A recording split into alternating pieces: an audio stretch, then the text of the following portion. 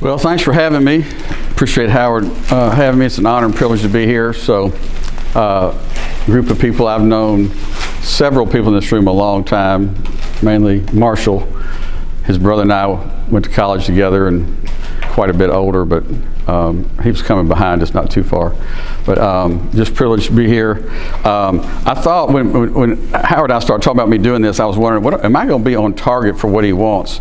And so I'm pretty scatterbrained speaker, so I'll go on tangents, and I've got a lot of notes, but I may stick to them, may not. It just depends on what happens. But I thought last night, all of a sudden, I thought, I really need to remind myself of what the center's about, because that's why we're here. So I went to the website, and the center vision and the mission vision is, we help leaders define reality and offer hope through the truth of God's Word applied to everyday life and work, with the goal of transforming lives as we lead our families, organizations, and our great city.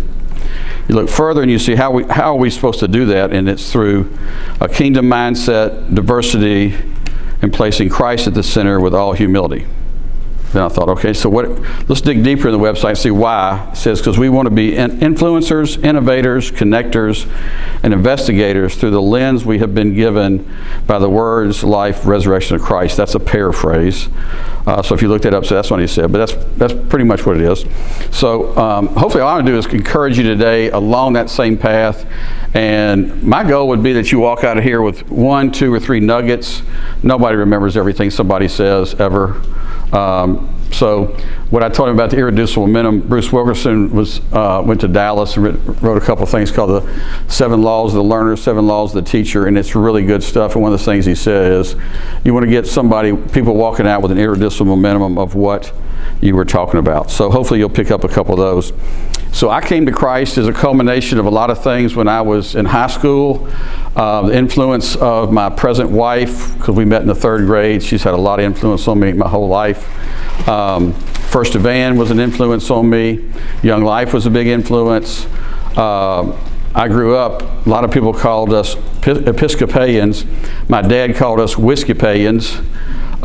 He just said the only difference in us and the Baptists is we drank in front of you instead of behind you. That was his line, not mine. And so a guy named Pete Gilchrist came to a young people's thing one night and really walked through the plan of salvation, actually even more clearly than I had had it done even in Young Life. So it's about the middle of the 11th grade. So I've had a good ride with the Lord. I've learned a lot. I've been humbled a lot. And so I was raised in Memphis, went to Snowden for 9 years, went to Central High School. My father and my father-in-law went to school together at Central in the 30s. They weren't hanging out buddies, but they were definitely friends. So then I went off to UT Knoxville, which I had a good time, and then went to dental school. So I graduated from dental school in 1981. Got 4 kids. Claire is 42, married to Nathan. They met at Ole Miss. They have 5 kids. They're in Memphis now. When they had 3 kids, they moved to Panama, the country, as missionaries. 2 girls and a boy, got unexpectedly pregnant and had twin girls while they were down there. Claire was pretty weepy when she found out she was having twins, and she was hysterically weepy when she found out there were 2 more girls. She's telling us by Zoom or whatever you did back then, it's like, I'm supposed to be a boy mom. I've had all these younger brothers, and now I'm going to have a bunch of sissies. And she's not wild about sissies. She's a really good athlete herself, and so I think we've decided that she probably has one that is on the edge of sissiness, but the rest of them are pretty athletic and good. So that's pretty funny. But so I think their time in Panama really has shaped them a lot. For 6 years, when you're in the minority in a place, it teaches you to have a little more compassion on people who are in the minority when you're in the majority. So that's a little side note for them. Second child, Drew, is a singer-songwriter. He and Ellie met at UT Knoxville. You probably heard of Drew Holcomb and the Neighbors, and Ellie's a contemporary Christian artist. If you don't, you can be excused early, because I'm an unabashed promoter of them. So I love their music. I love the fact that I get a lot of men who will call me and say, my son's thinking about doing something crazy. Will you meet with him and dissuade him from doing it? And I'm like, you're talking to the wrong guy, because I'm going to tell him to go do it. And the reason is, like, people used to say to me, how'd you let Drew do music? And I'm thinking, You mean a 21-year-old college graduate paying his own bills? I don't think let has anything to do with it. I actually encouraged it because it was a whole lot better than waiting until he's 35 and he's got 3 kids and he says, hey, will you keep my family for 3 years while I try to go make it? And actually in the last 9 months, I've had a 36-year-old and a 42-year-old who both have children, who both have families that want me to help them figure out how to make it in the music business. And I said, what you really need to do is try to become a songwriter, but you can't make it. I mean, Drew did all these tours. We'd go to Arkansas, Little Rock, and then Conway, and then Fayetteville, and then Springfield, and get paid $300, pay the guy that set it up 20%, stay in a crappy hotel, and all that kind of stuff. I'm just telling you, if you ever read Malcolm Gladwell's book, it talks about 10,000 hours. That's about what it takes to make it in anything. So anyway, proud of him, hard work. It was a shock though. I just told him, I said, all I know is you got to promise you're going to work hard. I don't care if you make it, don't make it, whatever, you're going to do pretty well. So then Jay, our son, was born after that, was born with spina bifida. He's paralyzed from the chest down. I don't know if any of y'all got to look at the video. It lasts about 11 minutes. It's really good, done professionally by some people in Michigan. It's got Spanish words under it because my wife went down to Panama to teach some class and it was on there. So anyway, I'll tell you more about him. He died in his sleep 3 days before he's 14. It'll be almost 24 years in June. We still missing him pretty heartily. Then I had Sam, and Sam and Christy met in Memphis. They have 2 girls, 18 months and 2 months. Sam's, one of the most cool things he ever did was he spent 2 years in Africa with an organization called the One Egg.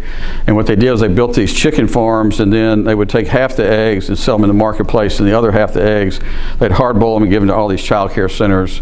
5 hard-boiled eggs in a week for a kid in Africa is more protein than he normally got in a year. And the kids that were in these child care centers, they got out of malnutrition literally within 6 months of starting the egg program. And so it's really a guy named Bishop Banda over there. It's really helped make that happen. I will say that there's some dark times for Sam in Africa. Africa is a hard place. Even if you're in a little small house about the size of this, you still got a gate around you with rip wire on it, and you got somebody sleeping at the gate. It's just, sun goes down, just mess happens. We have a semi-adopted Albanian son who had a nephew in Albania, and as a ranger in the war, met this kid. My nephew also played tennis at Wheaton. This was the #1 tennis player in Albania. He said, we got to get him out of here. This country's in bad shape. So we brought him. I wasn't going to do it, and then I looked at his resume. This is unbelievable. Same birthday as Jay, a year older. So I got it, and I went, we'll take him, what the heck. So he went to UT Martin on a tennis scholarship, does what I do in Miami, and when Nancy's mother died in September, he was at the funeral. They spend Christmas with us, vacations with us, and he saw that the house 2 doors down from us was for sale, and he said, I'm not raising my kids in Brickell, the financial district of Miami. I got to get them out of here. And so he bought the house 2 doors down. And he said during COVID, I was able to do most of my stuff on Zoom. And he said I can go 3 days a month, 4 days a month to Miami and do what I need to do. And so they're moving. She has, both her parents are dead. She has no first cousins and 1 brother. So she loves Nancy Holcomb, and that's one reason he wants her to move here, to have her kind of discipled by her. I love Memphis. I love the people who don't plan on leaving. I love the attitude of folks. I also love the fact that the prediction was, even by Tucker Carlson, that genius on TV that loves Memphis, that we were going to blow up after all the stuff that happened. We didn't blow up. No police cars were turned over. No buildings burned. The people on the bridge, mostly were not even from Memphis. And I just think Memphis has learned to do a lot of things pretty well. Better than most people think. I think one of the things that's ironic is when we were a majority white city, we elected our first black mayor, and now we're a majority black city. We've elected a white mayor twice in a row. That says something to me. Just think about that. That's a pretty interesting number or a statistic. So I think we're getting along pretty well. I think the not-for-profit folks, the Christian community has stepped up, and I think the down-and-out community has realized that, as Harold Ford Sr. said, the East Memphis White Devils have done a pretty good job of providing outlets for education, housing, counseling, et cetera, in Memphis. And I think that's one reason why we're getting along a little bit better than a lot of people think we were. So one of the things I'm going to do is run through some credos that if I was a better scripture memorizer, these would all be just scripture verses. But over time, I've had people ask me, what is it you kind of live by? What do you think? And all these things. I have scripture verses for all these, but But I'm going to read these credos, then I'm going to come back to them. I'll tell you my history in business, and then you'll go back to some of these in your head that you're thinking. So I'm just going to read through these, and then I'll get on with it. So procrastination is a terrible personality trait. It's never an attribute. People are drawn to life givers. They are repelled by life takers. You know what I'm talking about. There are people that come in the room and just suck the life out of a room. And there are people that come in the room and just light it up. This is a big one for me. I was told this when I was in college. Circumstances do not make us who we are. They reveal who we are. I'll talk about that again. So think about that. No whining allowed. Maybe a little bit by women, but especially an adult male whiner is pretty ugly. If you're whining and there are people watching, you just remember what they're thinking is, golly Moses, that guy's terrible. So don't be whiners. This doesn't look good. God's will for my life. If I'm trying to figure out what's God's will for my life, if you want to get about 85% of it, go to Galatians 5 and look at the fruit of the Spirit, and then go to Proverbs. The other 15% is different for everybody, but pretty much, if you're pretty much under the control of the fruit of the Spirit, then you're probably pretty much in the middle of God's will. That's my personal opinion. I wish I'd been less emphatic in my life. It has saved me a lot of embarrassment. Don't be emphatic about stupid stuff. Like, don't get into a big argument about who is MVP of Super Bowl 27. I mean, who gives a rat's boo-hiney, seriously? Just use phrases. I've taught my boys this the whole life. Say phrases like, as best as I can remember, or I think this to be true, or I'm not sure, but the last time I read something, I think this was what it was. Just give yourself an out, so if you find out, they don't think you're a braggadocious idiot, so that when you come to something that's important to be emphatic about, then people say, well, man, that dude isn't very emphatic very often. So I really do believe him. So that's kind of interesting. Camaraderie with a few good men is almost sacred. Accountability is vital for spiritual character. I will say this, I'm going to give these to Howard and have him send them out, because I've already got some this morning. People asked me to send these, so I don't want you to get behind. I've been in a small group, accountability group, with the same guys for 28 years, and we have been to hell and back. We called ourselves a 10-20 group. We're going to see if we get 10 guys to stay together for 20 years. We lost a couple of guys pretty quick. One guy had an affair. Another guy got divorced. He moved. That guy moved. Another guy just was not going to share anything personal. We've had the same 6 now for a long time. We had one defection about 5 years ago I won't get into, but I buried a child. We've had a grandchild buried. We've had bankruptcy. He's very public about this. Chuck Bolton went to prison for white-collar crime. Had addiction. We've had all kinds of stuff. So if you're going to be in a relationship with that many guys that long, it's going to be pretty funky, but it's going to be really good. May sound trite, but the Lord really is enough. Don't let your stuff define you or control you. That's a big deal for business people. This is one of my main ones, is I keep asking myself all the time, what is the end game? What am I trying to get to? What am I trying to end up with? How am I trying to be in a relationship with this person, whatever? And I had somebody years ago challenge me to think about what my funeral is going to look like. And I think that's an end game, because that is the end game on this earth. So that's pretty interesting. I think you need to put a stake in the ground and remove all malice from your relationships. If you're in a relationship with somebody and you're not getting along, if there's no malice in the room, you can probably get to some kind of understanding, especially in marriage. If you show malice toward each other, then you're in a bad spot. If you're trying to shame each other, if you're trying to do those kind of things, you're not on a good pattern. So try to get rid of malice. People are more interested in your hard work, your creativity, and your loyalty than they are your alma mater. Absolutely true. Also, the worst thing that you think the Lord could ever allow to happen in your life could actually be one of the best things that ever happened to you and your family. Now, I wouldn't say it was the best thing that ever happened to Jay, because I wouldn't say that about him, being paralyzed from the chest down, 28 surgeries, a lot of stuff. Great personality, though. Kid was awesome. But it's really taught my kids, our other kids are really interesting how they are very funny, all have a sense of humor, but they're all sober-minded because life's coming at you. So the analogy I'll use is, if you were my age and you were younger and somebody said, you're going to get in the ring with Muhammad Ali for 2 rounds, I think you would train and you would figure out how to hunker down. Well, if you hadn't had a situation where life's come out and beat your brains out, then you're kind of unique. But I say you got to hunker down and say, life's coming at me. I better have some attributes, some beliefs, some systems in my life and my thought processes and how I do life, getting ready for that to happen, because it's going to happen. Let people use your stuff because it's not your stuff in the first place. Don't hold all your stuff like this because you're not taking it with you. This is one. Women's intuition is real. It took me 25 years to figure that one out. I wish it had taken me 3. Because it's funky great. It's just true. She knows nothing about finance, but a couple of times I've done some things. She's like, do you really want to do that? I don't feel that good about it. But Mr. Smart here, I went ahead and did it. So I don't know. Even there was a guy that I ended up counseling a lot later on. He was at our house one night and he left, and Nancy said, something's off. I'm just telling you. Something's not good about this guy. He moves out of Memphis, takes a job in a pastorate. Come to find out, he was there 3 years. He started an affair with a woman 2.5 years in, started an affair with another woman 1.5 years in, had 2 affairs going when he got caught. And my wife pegged him one night. Pretty crazy. So intuition is true. If divorce is never mentioned, it's never considered an option. I never really thought about, guys my age didn't go to counseling. Guys my dad's age, parents' age, they never went to counseling. World War II guys, they just stuffed it. I'm just telling you, they were done.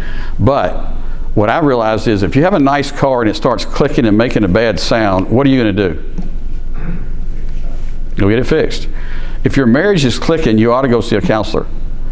And if you don't know it's clicking because you're like that frog in the hot water, he doesn't realize he's getting cooked, ask your friends, and if you ask them, they'll absolutely tell you, y'all's marriage is on the rocks, baby. We can tell. Then go get some help. I mean, Nancy and I have been to counseling about 6 times. I don't even remember what they were about. Last one was like 15 years ago, but I mean, it's like, she comes to the house, the marriage with a whole lot of different luggage and baggage and views and stuff than I do. Very different. But you had to work those things out. Tom Murray, who discipled me in the mid-90s, told me this. He said, Hamp, the Lord's not looking for any more work out of you. He's trying to get you to be still and know that I'm God. So your involvement in your business, even your involvement in the community, can get out of whack. This is a good one. Treat your children when they are sometimes hard to deal with. That how you treat your children when they're sometimes hard to deal with is how your children are going to treat you when you're old, because you will be hard to deal with. Just happens. So I'm getting nicer and nicer to my kids because I want to be nicer and nicer to me. And so that's pretty funny. All right, people on their bucket list never said, I wish I'd worked more, I wish I'd won more arguments. That's a pretty interesting one. Always be a learner.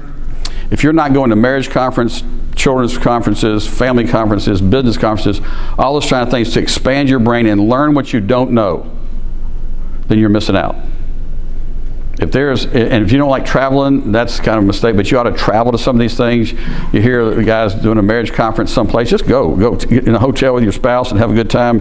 Go to that. And also, the next to the last one is encourage curiosity and creativity. The lack of creativity is killing this next generation. And the reason is everything that they're doing education-wise is to pass tests that they have to pass, which I understand, but without the reading. So think about this. If you go to Disney World or you watch a movie, the reactionary side of your brain is on, right? You're reacting to the ride, you're reacting to the thing in there. But your creative side of your brain is not working at all. Now, let's say, I'll tell you this. So let's assume you're in London, you're walking down a cobblestone street, it's windy, it's dusk, it's some fog in there, there's some lights, some of the windows are open, some are not. Now, just start with there. Everybody in here, when I said that, just created that scene. And it would be different for everybody in here.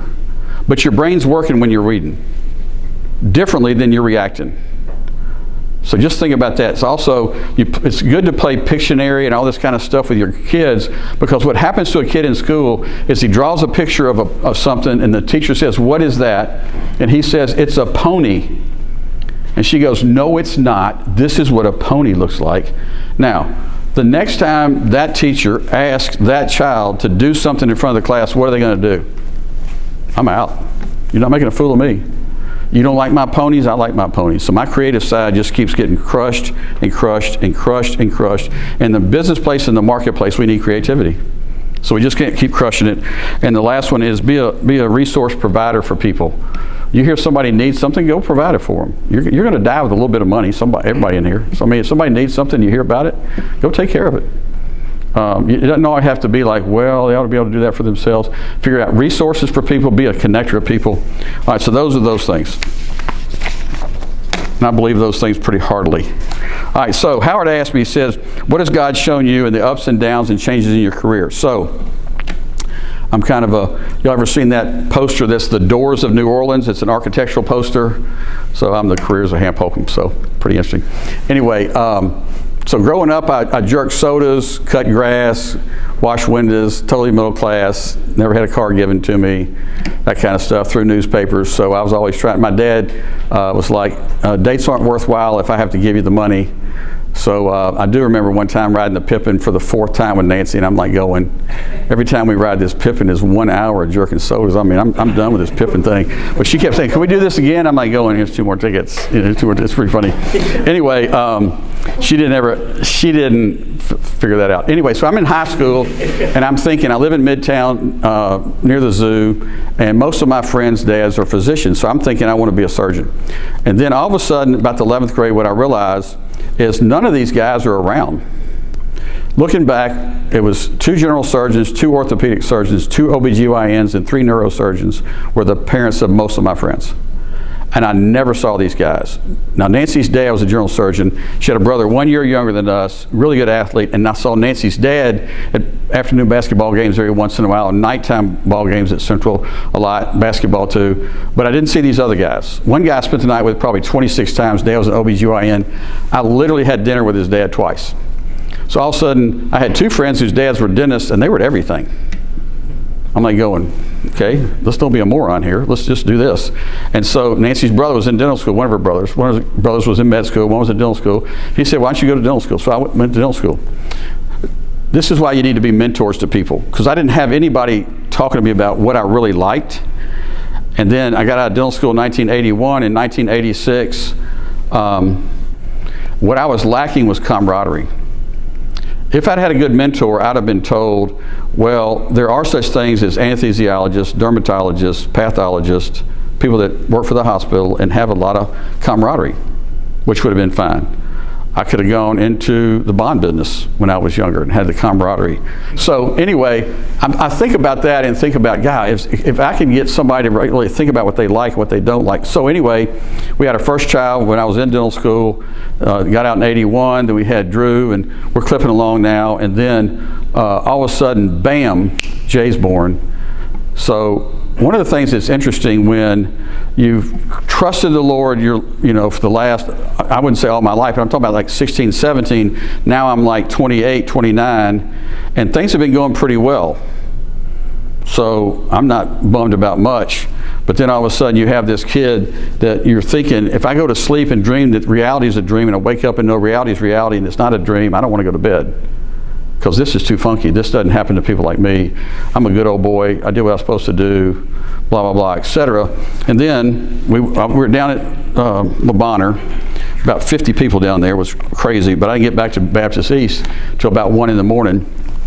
And I'm sitting over there reading the Gideon's Bible, and I come across this verse. It's 1 Corinthians 4, 1 and 2, but I'll read 1 first. So then, men ought to regard us as servants of Christ, as those entrusted with the secret things of God. The scripture I was reading said the mysteries of God. We are entrusted with the mysteries of God. So it's a mystery of how Jay came out like this. We had ultrasounds in our first 2. We didn't ever have an ultrasound on Jay. He was real active, so she thought everything was fine, but it didn't work out that way. And then the second verse says, now I'm in this mystery, is required for those who have been given a trust. He's trusting me with raising these kids, must prove faithful. So if you believe what you believe, you got to believe he's talking to me, and he's saying, I'm entrusting this kid to you, and your other 2 kids, and your wife, and you got to be faithful to me. So come on, let's hit it. So I'm like going, all right. So I will tell you, I'm just not the kind that looks back too much. I don't get PO'd too much. I just go, okay, not great. Was I sad? Absolutely. More sad for him than us? Absolutely. Did I stay sad periodically? Periodically, yes. I'll just tell you, 28 surgeries is hell. Being at the hospital that much is a lot, and a lot of them were big-time surgeries. But I also knew the Lord was faithful, so I'll get back to that. But that's really where I was. I was right there, and I'm thinking, man, this is crazy. And I was making a good living, but I was unfulfilled, no camaraderie.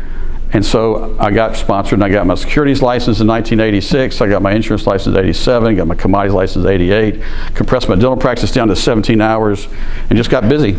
And was not a whiner, wasn't uptight about it.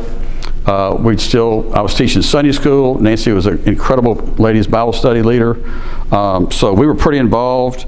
And I just remember Howard Hendricks one time saying, you don't want to get to your 70 years old and say, well, that was a life. You want to say, man, I was living. And I just thought, I got to be doing something besides dentistry. So that's what I liked it a lot. So then I came home in 1998 and told her that I was done with dentistry. So I was a double-minded man in all my ways. I just kept thinking that about James 1, and I'm like going, I am running ragged. I got kids in sports. I've got running carpool. Things are nuts. But I think I'm done. Now, this is an interesting place where I was. I had learned this about my wife early on, is if I'm reading my Bible, praying regularly, studying with people, being in a small group, etc., and I say, I'm getting out of dentistry, I'm burning the ships in the back bay, I'm not going back, I'm turning in my drug license, I'm good to go, she is all in. If she doesn't see me read my Bible, I'm not praying with her, I'm not being involved with other people, etc., she would tell you that this book is not brown, if I say it was brown. In other words, if I'm not plugged into a source bigger than me, she doesn't care about me. I am a sinner saved by grace, born in stupidity, and I just happened to, come along. And now she's like, well, you're plugged into the right source. If that's what the Lord wants you to do, I'm good with that. Can you imagine that? That's a lot of faith for a woman. And she did say this, which goes back to, you can look back about why your dad didn't give you a bigger, allowance or whatever. She said, I've seen you pump gas, I've seen you throw newspapers, I've seen you do jerk sodas. She goes, I'm not worried about roof over my head with you. I went, well, good, because I'm turning this sucker in about 3 weeks. So I got sold my practice at Pat Person, and we moved on. So now we got 4 kids, busy life. It's 98. We're back in the groove. I've gotten out of doing two jobs, which I thought were pretty good. Nancy used to always say to people, when she teaches, she goes, I like a dual income family. I just don't like having either one of them. So I had 2 of them for a long time. All right, so we're cooking, and then we're going to Spring Fling over in Chattanooga, and we're having a good time. Jay loves sports, loves seeing other people do well in sports. We would even, this is how bad, if Jay woke up on Saturday morning and said, 2 of Drew's friends are running cross country in Nashville, don't you think we ought to go? Well, it's really hard to entertain a kid in a wheelchair. But I don't want to sit there and just watch sports. If he wants to go, and we would go to what's called the steeplechase area, and Jordan Jones and Tony Fisher, we would be on this side, and they'd go and they'd disappear, and then we'd take the wheelchair across the bumps, and he'd wave at him this way, and then Jordan had one of his worst races of his life, and he's going by, and Sam's going, "You look like a woman!" Just, that's the kind of personality he had. I mean, it's like, wow, he loved it. And when we showed up at the tent, they're like going, man, y'all the only people here besides parents, which is when you expect that to be, nobody besides parents goes from ECS to watch a cross-country meet. Anyway, but then all of a sudden in June of 1999, Jay dies in his sleep. Bam. Now it's broadside. We'd kind of gotten into a groove of figuring it out. We do what we got to do, you do what you got to do, all this kind of stuff. And then Claire goes off to college 2 months later. 12 months after that, Drew goes off to college. So now we're sitting at home, going from 4 to 1. Jay's gone, and Nancy gets breast cancer. I'm kind of going like, Lord, come on. I got like 7 pounds of flesh on me from everywhere. Why are you doing this to me? And so this is where I think you really got to have this is what I do. This will sound crazy. I'll grab my sink and look in the mirror and just ask myself, what are you made of? What are you going to do? How are you going to handle this? What's happening here? And stay there, looking in your own eyes, like you're counseling yourself. And I remember talking to myself, going, all right, you believe in the sovereignty of God. What's that mean? Is He going to give me what it takes to get through this? Is he going to be loving in the meantime? Wow, do I really like where I am? You can be sad and not like where you are, but it doesn't give you the right or the privilege to not be faithful with what you've been given. You got people counting on you. You got to jump in. So I looked in the mirror and I just thought, okay, Nancy had a mentor one time. Lady had a cerebral palsy child. Told her one time, the sovereignty of God is the soft pillow you lay your head on at night. And I remember her saying that, and that kept going through my head.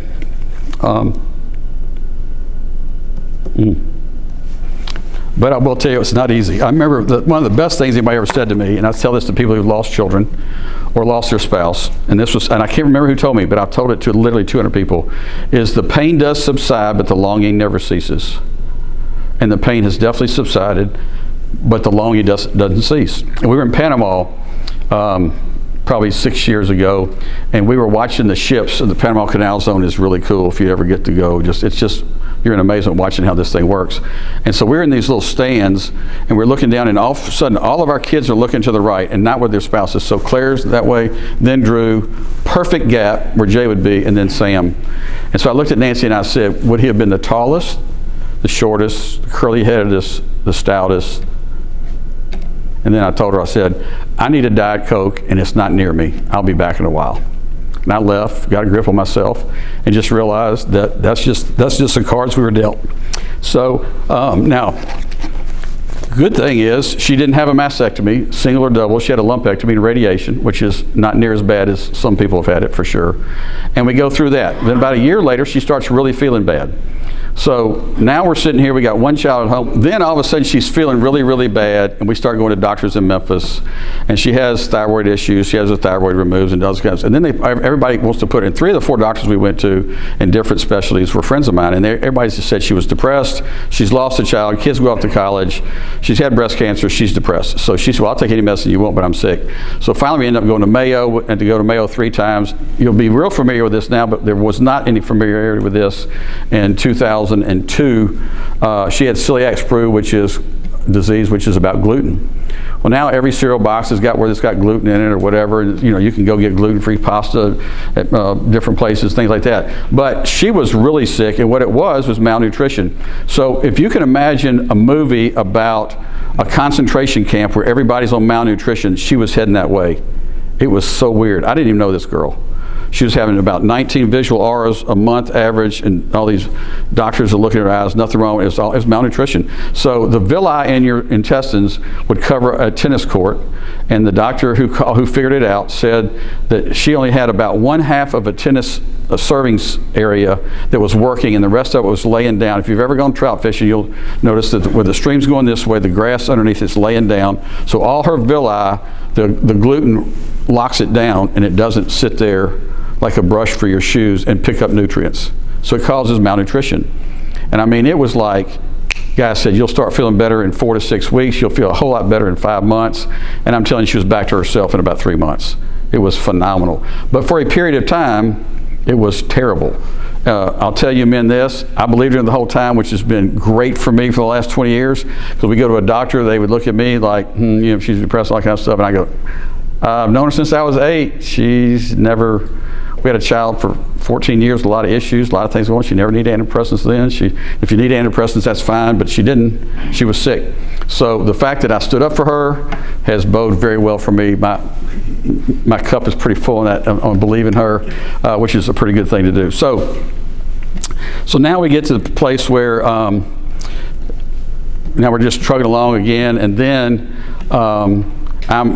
I'd started a financial firm, a small firm in 1994, and then a great situation came around. A guy named Mark Medford was at First Tennessee, hired me to come work at the capital markets. I wasn't a bond salesman. I did BOLI and derivatives, and I went there for about 5 years. I could do what they asked me to do on autopilot. It just was not a hard job. It really gave me a chance for Nancy and I to settle down, heal up a little bit. It was really good for us. So then I decided that wasn't good enough, so I decided I always want to be in the hedge fund business, so I got in the hedge fund business with a friend of mine. We raised tens of millions of dollars, and we were in the credit area. We did, well, I won't get into all that, tell you what we did. But I will say this, people that give you money when you're in the hedge fund business, so always remember this, if you find out a hedge fund guy is really wealthy, he put it all on red at one time, because if they lose their money, they want you to lose everything. Yep. So Marshall, remember that July 13th, 2007 credit crisis, all of a sudden things tank. And oddly enough, we've been at Folks Folly a year earlier. If you've ever read The Big Short, we almost did a credit default swap, but we didn't. And if we had, we'd have made $25 million apiece, the three owners, 2 years in a row probably. But as it is, we got hammered, and a whole lot of circumstances. And I started where I am today at Strategic Financial Partners in January of 2008. And except for some equity in my house and some equity at a condo in Florida, I was worth $16,000. That's what you call putting it on red. And needless to say, I have no wild hairs left. They've all been plucked. I'm pretty much I'm gonna stay what I'm doing now. I love what I'm doing now. I don't even think it's work. It's more like a privilege. And we've come back strong, so I like it. I'm in some ways, I'm glad I did it because it was a real serious learning curve. So now, I was 53 at the time. That was 15 years ago. Now, what I've been asked about from people that know a little bit of our story is, how do you separate your secular and your spiritual life? And I laughingly say, well, the same way you would if you were at a restaurant for breakfast and you saw a guy with a knife and a fork trying to separate his scrambled eggs. I think you're just one person. If you're trying to be one way at work and one way at home, you may have some people fooled, but you don't have yourself fooled. If you're a jerk at work, but you're really nice to your wife and kids, then you're kidding yourself. Sometimes it's the other way around. You're nicer to the people you work with, and you're a jerk to the people at home. So you got to figure out how to make this all one piece and find out what's the commonality is. We're all going to work. We're all got family. We're all involved in the community. So it's not all about work. It's not all about your family. It's not all about your community. So Larry Lloyd, who started Memphis Leadership Foundation years ago, was 3 years ahead of me at Snowden in Central, knew him well. One of the things he told me one time is, you got to think about a three-legged stool and how does it look and how does it sit. And he said, what are the three absolute commandments from Christ? So what's the first commandment? Love God. What's the second one? Love your neighbor as yourself. What's the third emphatic statement he makes? Go make disciples. Now, if all you do is make disciples, you got a stool that's got one real long leg and the seat's like this, pretty uncomfortable. If all you do is study theology and you're not discipling other people and you're not involved with your neighbors, then that's funky. If all you do is good works and you really don't study the Lord's attributes, who He is, His Word, and that leg is real long, so you really got to figure out how to have a balanced life. That makes sense to people? That's hung in my head for 20 years. Because we all know what sitting on a stool with one funky long leg would be like. It'd be pretty stupid. So you just don't want to be in that situation. All right, so also the thought of how do you make disciples is not always in a Bible study. I heard this at a funeral several years ago, and this was awesome.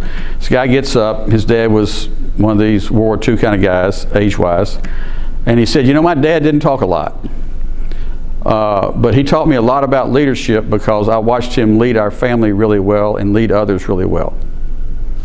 He said, my dad never talked about marriage. I just saw him love my mother really, really well.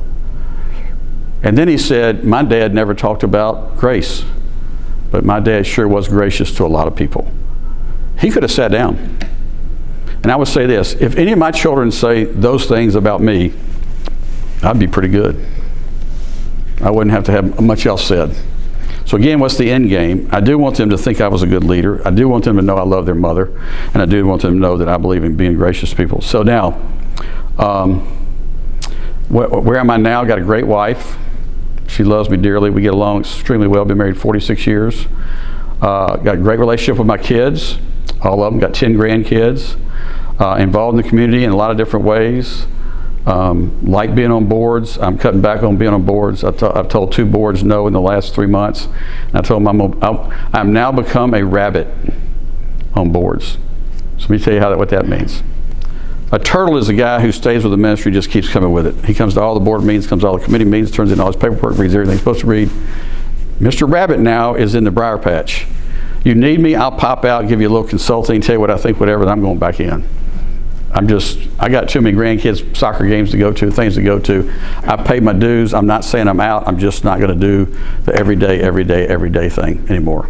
So there are also several not-for-profits. If I did join another not-for-profit board, they'd be mad at me because they asked me first and I said no, so I'm not going to do it. So we've definitely had our challenges. I do want to go back to great relationship with my kids. So if you follow Drew on Instagram, you'll know that, so personally, I am a fiscally conservative Republican on financial things, war, blah, blah. I'm left of center on social issues. I think we've got to help people learn how to fish. We've got to help people who are down and out. As much as we don't like to talk about things like white privilege, I'd rather be born in America white than I would be black or Hispanic, just would. I think we got some things there that are good, but I think we got to take that and do something with it. I just don't think we can just sit on it. But Drew and Sam both are left of me on social issues, and we talk about them. They've got friends that believe like they do, and their fathers don't even talk to them anymore. I got a call from a guy the other day who is so magna that he and his son don't talk anymore, and his son is 36. And he told me, he said, I don't understand how you have such a good relationship with your kids. I said, it's because I don't beat them to death. They're not the president. They're not Trump. They're not the evil guy or whoever it is out there. I'm not going to lose my relationship because of who's in the White House and who controls the Senate, that kind of stuff. It's freaking stupid. I mean, are our lives really going to drastically change no matter who's elected president the next time? No. Now, do I like what some of the crazy DAs are doing? No. But I'm going to be involved in the community. But I'm not going to lose a relationship with my children over what they think. I mean, they couldn't stand Trump for a long time. I don't know about y'all, but if Trump was the age of Claire and they were both unmarried and he called to take her out, I would hire a squad of people to keep him away from her. The guy's a freaking idiot on some issues. Some of his policies, pretty good. Personally, seriously. So just remember, if you get sideways with your kids, get rid of your malice, get in their head, find out what they think, ask them a lot of questions, and then move on. But just don't lose relationship and be ostracized from your grandchildren and stuff like that because you and your children don't believe. Ask me next week what I think about that, I'll really tell you. We also had Nancy's mother live with us for a couple years. She died in September. A lot harder than we expected. Not because she was a hard woman. One of the sweetest women to me on the earth. Incredible woman. 28 grandchildren, 82 great-grandchildren. Put the wedding off, put the funeral off for 2 weeks because we were going to get everybody there. Every blood relative she had going downstream was there. It was over 160. Pretty incredible. But if you're leaving to go to dinner with somebody and as she walks in the kitchen, she goes, am I eating dinner by myself again? The answer is, yes, ma'am, you are. Because we're not going to sit here and babysit you all the time. But the guilt trips about, I'd ask Nancy would tell me she was going to do something that day. She couldn't do it because her mother gets up and needs to go. And her mother was a real social person. She wanted to go through Walgreens by herself with her walker, which was an hour and a half. Because she wanted to go down every aisle. She wouldn't let Nancy buy more than 1 or 2 rolls of stamps at a time in case she died with them. I told her we're buying 10 rolls and we'll split the others up if you're dead. I will say this, she wrote probably 20 to 25 notes a week for 30 years. Every one of the grandchildren got at least a note on their birthday and 1 or 2 more in the year, and they posted them on Instagram. It's phenomenal to see a 35-year-old girl who has 3 kids of her own. This is Lindy in Chicago. In Detroit posted this. She has 78 notes from her grandmother. She's one of 28 kids. They've all got them. So instead of her going to a garden club all the time, she's writing encouraging things to her grandkids, calling them on the phone, knowing them all. It's pretty, I think, Andrew, you would vouch she was a pretty special person, so would you. So I would say to take on the trials and tribulations, I would say you got to trust the Lord, you got to believe in His sovereignty, you got to still work hard, you can't be lazy, you got to be engaged, you got to trust people, even when they're not trustworthy, but keep trusting them and build them into you. Play hard and keep the end game in front of you. So that's the bulk of it. I do want to go to a couple of these things and tell you a couple of stories. So let me see where I had these down here. So if if you're writing down scripture, Philippians 2:14 and 15 talks about no whining. It says, no murmurings and disputings. That's pretty much a command. So just don't be a whiner. It's pretty bad. 1 Corinthians 4:7 says this about your stuff controlling you. For who makes you different from anyone else? What do you have that you did not receive? And if you did receive it, why do you boast as though you did it? It's pretty hard to boast about being a genius when you were born in your right mind. You just shouldn't be doing that. And then I'll tell you that Jay really was funny. He had, Nancy and I have talked about, we only know of 2 times that he was frustrated about how he was. And they were really few and far between. One time we'd gone looking at houses over at Horseshoe, and I know exactly where I was in the road. And he looked at me, and the other 3 kids were behind him, and he said, he was strapped in his wheelchair this time. We had a lift that comes from the side. And he said, Dad, you mean to tell me as many doctors as you know, you can't find anybody on this planet can fix my legs?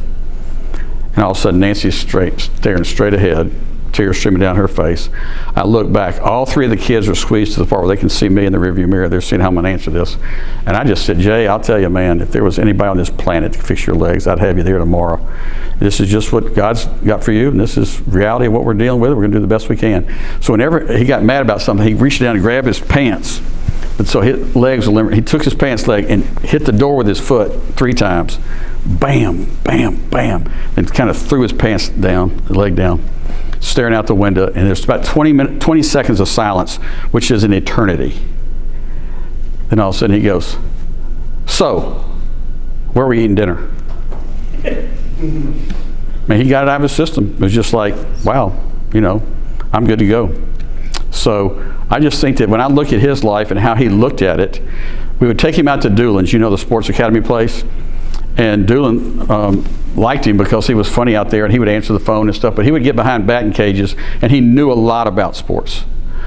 And he'd get behind somebody, and he'd go, come on, quit cutting at the ball, hit the ball, hit the ball, hit the ball. Oh, I'm giving up on you, you're terrible, I'm moving on. He'd go to the next batter's cage and work somebody else over. It was really funny. He'd stay there 2 or 3 hours. We'd go pick him up. And if you watch the video, you'll see a bald-headed guy named Les Binkley, who was a periodontist, who ECS had like 30 kids in the age group they were in, and there were 4 coaches, and they did this draft. And we had a brick phone, and we were going out of town, and the last place my phone worked was the Lee Highway exit that you go to Horseshoe, and we were heading to Colorado, but heading somewhere out west. And so Jay goes, Dad, you got to stop and got to call the answer machine one more time. The draft was today. So Les Binkley, there were definitely about 6 or 8 kids that were the best. But when it got to Les's second pick, he picked Jay second. And I'm telling you, for the next 2 years, Jay looked at it and he'd go, number 2, baby, number 2. So he never made great grades. Penmanship was terrible. I'll tell you a quick story about Exact Perlman and him. We're giving him violin lessons so we could try to get dexterity working. But what was great is, if Les Binkley called me right now and said, I need a package taken to Nashville, I'd go do it. Because in all the sports things I've ever seen anybody proud of, that kid getting picked number 2 was unbelievable to him. And did Les probably lose more games because he didn't pick the next best kid? Probably. You think anybody that age gives a rat's boo-hiney of how many games they won when they were in the 7th grade or 6th grade, whatever it was? No, nothing. So it was just fun to see how people responded to him. I will tell you this, how people helped us. I want you to think about the grasp of this. So people have things that happen that are terrible, and people start bringing food. For 2 years and 4 months, we heated up food at dinner. Not 2 weeks, not 2 months. Almost 2.5 years. We had ladies that would come and they would bring Tupperware and they would say, this lady brought all this lasagna, this is for 2 people, this is for 4 people, we're putting in the refrigerator. And people were bringing some serious food. Now, I looked like this because they found out like pound cake. It was a big pound cake cook-off. And so this lady, she bringing an almond pound cake, this bringing a pecan pound cake, this is cinnamon pound cake. I crushed some pound cake, man. Vanilla bean on pound cake, and I only ate the top half. The kids would know the top half of any pound cake brought to me is mine because it's got all the butter in it. Y'all can have the bottom half, and I would cut a slice, turn it over, eat the top half.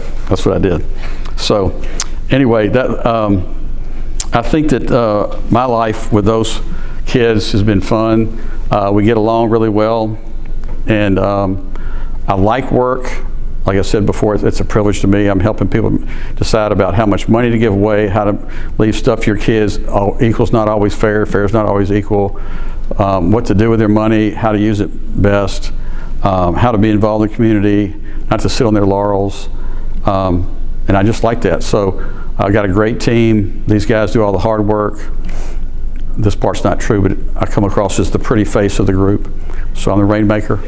They're making plenty of rain on their own, though. But anyway, I'm going too long because I was going to do that 10 minutes for questions. We got 3 minutes for questions. Kids are better than work. Kids are better than work? Yeah.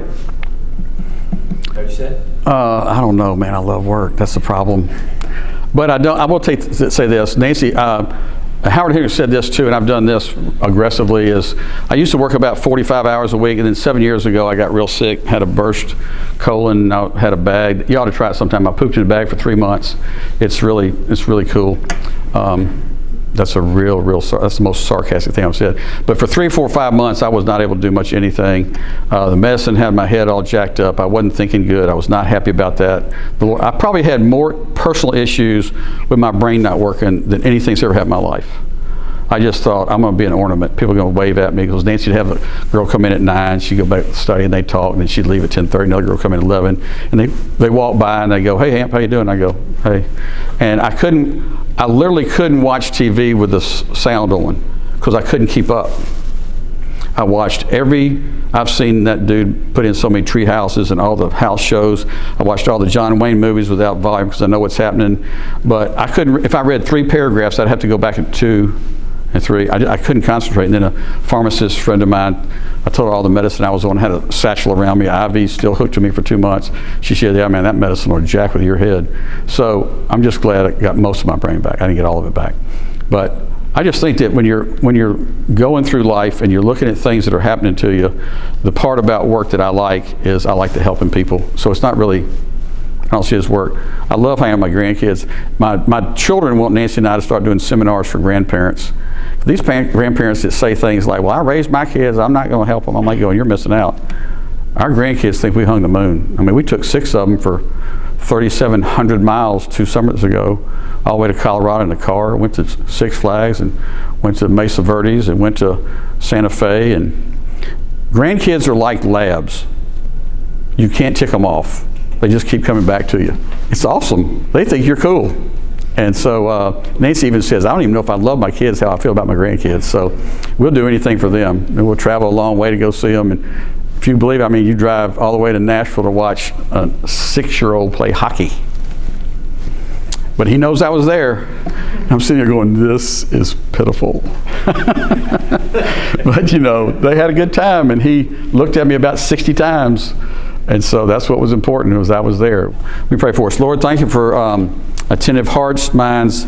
People wouldn't be here, Lord, if they didn't desire to have a better knowledge of you and how the world works and how faith works and how work works, and family works, and to get a grip on different things.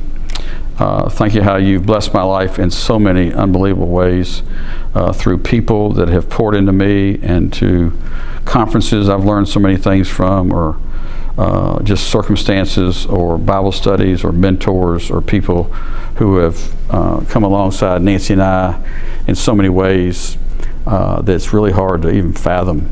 As I said to him, over 2 years of food just still absolutely blows my mind. And people, I'll never be able to repay the people that have taken care of us. Thank you for blessing us. Pray that we would be prayerful about this city, what role we could play, and that we would be thankful to you for being the agents of change in people's lives, even if it's one at a time. Thank you for Howard. Thank you for the center and what he's bringing to this town by doing this. And we would thank for all these things in Christ's name. Amen.